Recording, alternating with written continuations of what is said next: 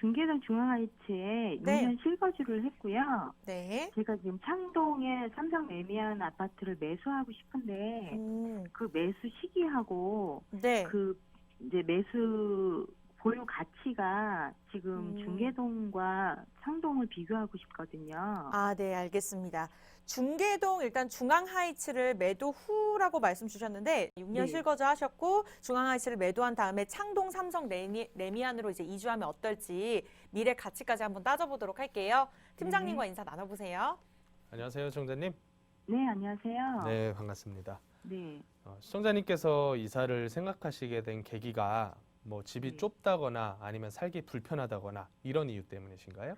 그런 건 아니고요. 네. 뭐 평수는 여기 중계동이나 창동이나 평수는 같은 평수인데 네. 중앙하이츠가 아무래도 여기가 그 단지가 500세대 정도밖에 안 되거든요. 네네.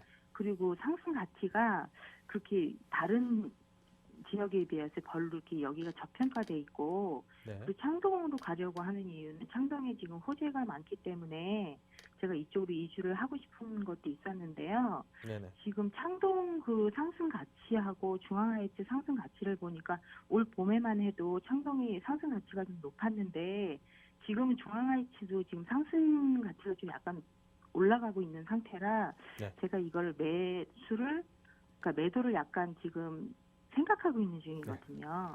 시청자님 말씀하신 속에 답이 있어요. 네. 그게 무슨 얘기냐면 말씀하신 걸 쭉 해가지고 하나로 딱 요약을 해보면 똑같다예요. 똑같다. 아, 여기나 저기나 똑같다. 그래요? 그 이유를 설명을 드릴게요. 네.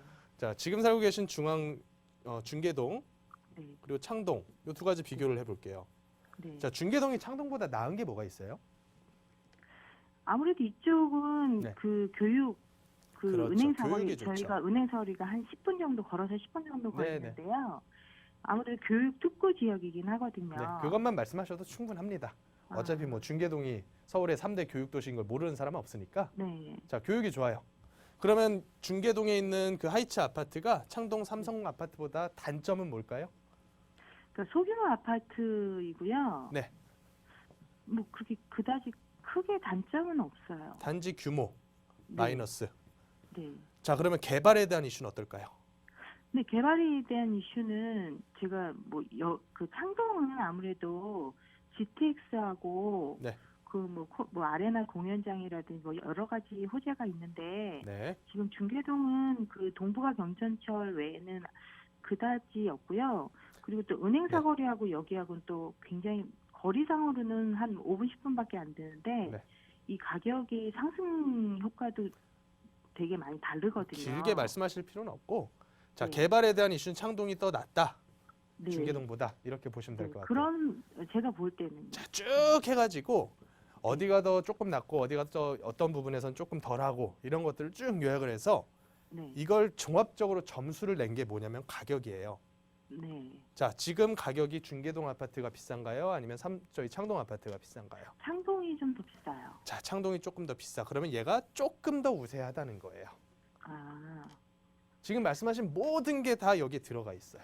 아. 자, 그러면 지금 조금 더 비싼 얼마 정도 차이나요? 올 봄은 한 1억 정도 차이가 났는데요. 네. 지금은 1억 안쪽이에요. 자, 1억 안쪽 차이. 그러면 네. 얘를 팔았을 때 시청자님이 내셔야 되는 비용들이 있을 겁니다. 네. 그 비용이 뭐 세금이 될 수도 있고요. 네. 중개수수료가 될 수도 있고요. 등기 네. 비용이 될 수도 있고요. 네. 자, 그런 비용들을 쭉 고려했을 때 이게 뭐 1, 2천 깨진다고 가정을 할게요. 또 취등록세도 네. 있고 하니까 네. 이거 이상 아마 깨질 겁니다. 네. 자, 요 비용 감안하더라도 일로 이사 가는 게 유리할 거냐? 네. 라고 보면 저는 그렇지는 않을 거다라고 말씀을 드리고 싶은 거예요. 아, 그래요. 그러니까 시청자님은 요 동네 장기적으로 요 동네만 보고 계신 거예요. 그러니까 네. 뭘 자꾸 보냐면 요 네. 짧은 시간 동안 가격이 왔다 갔다 한 거를 보면서 아, 여기 더 유리한가? 여기로 가야 되는가? 이런 걸 자꾸 말씀을 하고 계시는데 네. 어차피 지금 시청자님 이사 가면 몇 년 동안 사실 거예요? 창동에서? 그냥 거기서 네. 쭉 한 그렇죠. 못해도 한 5, 6년 정도는 그렇죠. 그러니까 살아야 아무리 될 거라고. 못해도 최소 2년이죠. 네. 최소 2년에서 보통 사람들이 한번 이사를 가면 네. 내 집에서는 그래도 5, 6년 이상은 거주하시잖아요. 네. 그러면 한 5, 6년 동안이라는 아주 그래도 중기 정도 수준에서의 차트를 보면 창동 움직인 거랑 노원 중계동 움직인 거랑 큰 차이가 없어요. 아, 그래요? 그러니까 굳이 이거 비교해 가면서 요로 갈 필요까지는 없다라는 거예요, 제 말씀은. 아, 그런 그 창동에 그런 호재가 있음에도 불구하고요. 그게 지금 가격이라니까요. 아, 그럼 하나만 더 여쭤볼게요. 네. 저희가 그 상계역하고 가까운데 상계역 주변으로 지금 네. 재건축이 들어서서 뭐 삼성 프루지오 아파트하고 롯데캐슬 지금 프루지오는 입주가 된 상태고 롯데캐슬은 지금 건축 중이거든요. 그런 것도 저희 그 집값 영향에 좀 크게 미치나요? 시청자님 아파트 재건축되는 거 아니잖아요. 네. 노원구 전체에서 재건축이 가능한 현재 가격대에서 가능한 아파트는요 2개밖에 없어요. 네. 5단지 8단지가 저밀도 지구잖아요. 네. 나머지들은 다 중밀도 이상이라고요. 네. 거기다가 상계동 지역의 특징이 뭐냐면 네. 굉장히 평수들이 작아요. 네. 평수들이 작다라고 하는 건 뭐냐면 같은 1000세대라고 하더라도 그러니까 같은 1000세대가 될 수가 없겠죠. 같은 1000평의 토지 면적이라고 하더라도 그러니까 중대형과 섞여 있는 단지는 조합원이 500명이야. 네. 근데 상계동처럼 굉장히 소규모 지분으로 쪼개진 데는 1000명 가까이 된다라고 만약에 가정을 하면 네. 어디에 사업성이 더 좋을까? 네. 당연히 적게 쪼개진 데들의 사업성이 조금 더 유리하겠죠.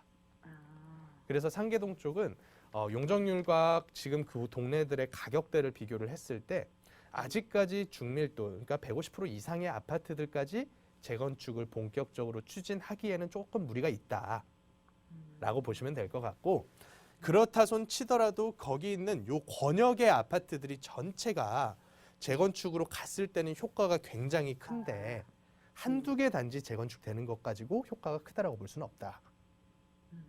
그래서 요 정도로만 보시면 될 것 같고요. 너무 세밀하게 보지 마세요. 네. 부동산은 그렇게 쳐다보시면 사실은 큰 재미를 못 봐요. 아, 그러니까 그런 분들이 많아요. 2년에 한 번씩 이사 다니시는 분들. 네. 양도세, 비과세 요건만 충족하면 계속 띵뛰기를 해요. 근데 사실은 한 자리에서 눌러 사신 분이랑 별 차이가 없어요. 그러다 보니까 그런 형태의 동네 이사를 다니시는 분들은요. 너무나 세밀한 것까지 다 지켜보거든요. 근데 사실 부동산 투자를 우리가 봤을 때는 1, 2주 단기 차트 보는 게 별 의미가 없어요. 왜냐하면 우리가 들어가는 순간부터 최소 5년, 10년이니까. 그래서 조금 더 넓게, 지역도 조금 더 포괄적으로. 예를 들어서 요 한 동네, 창동이나 노원, 상계동이나 저기 밑에 강남, 송파, 서초 사는 사람들 입장에서 봤을 때는 비슷한 동네예요. 요 동네에서만 보실 게 아니라 전체 지역적으로 한번 시야를 넓혀보시는 게 더 유리하겠다. 큰 관점에서. 이렇게 보시는 게 맞을 것 같아요. 네, 감사합니다. 네, 고맙습니다. 네.